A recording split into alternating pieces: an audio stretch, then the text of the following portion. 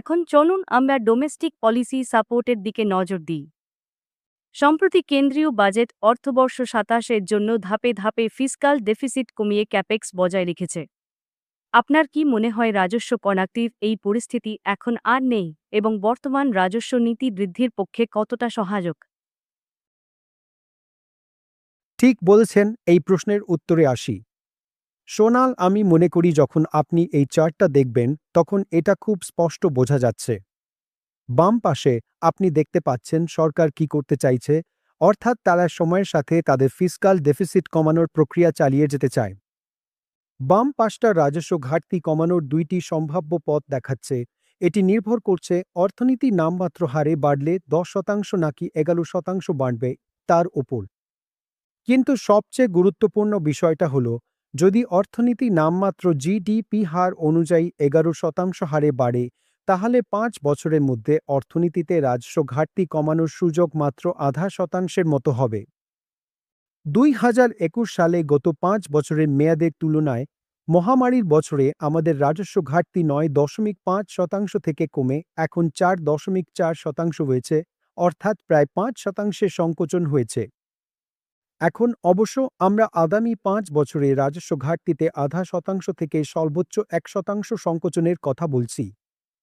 তাহলে যেটা ছিল একটা টানাপোড়েন, মানে যেন ব্রেক চেপে গাড়ি চালানোর মতো অনুভূতি, এখন সেই ব্রেকটা আগের মতো অতটা জোরে চেপে ধরতে হচ্ছে না।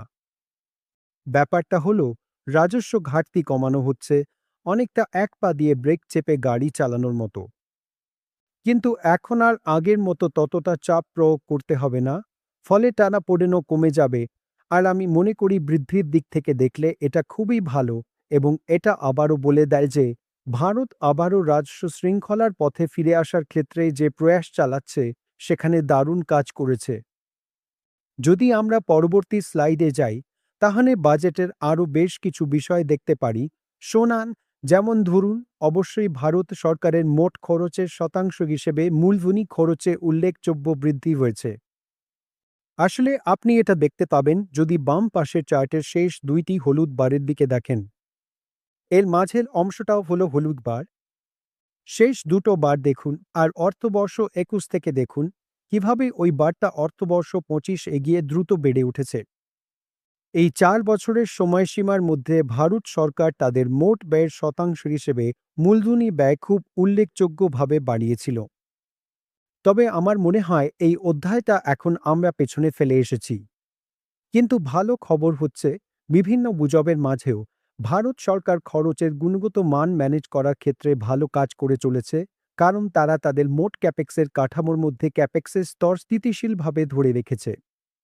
আর ডান দিকে আপনি এটাও দেখতে পাবেন যে 2020 সালে, অর্থাৎ মহামারীর বছরে, স্টেট ক্যাপেক্স জিডিপির শতাংশ হিসেবে সবচেয়ে খারাপ অবস্থায় ছিল, সেখান থেকে পুনরুদ্ধার শুরু হয়েছে। তাই আমার মনে হয় ক্যাপেক্সের ক্ষেত্রে ভারত সরকারের খরচের গুণগত মান গত 5 বছরে অনেক বেড়েছে, আর এখন সেটা স্থিতিশীলতা দেখাচ্ছে। এটা ভালো বিষয়।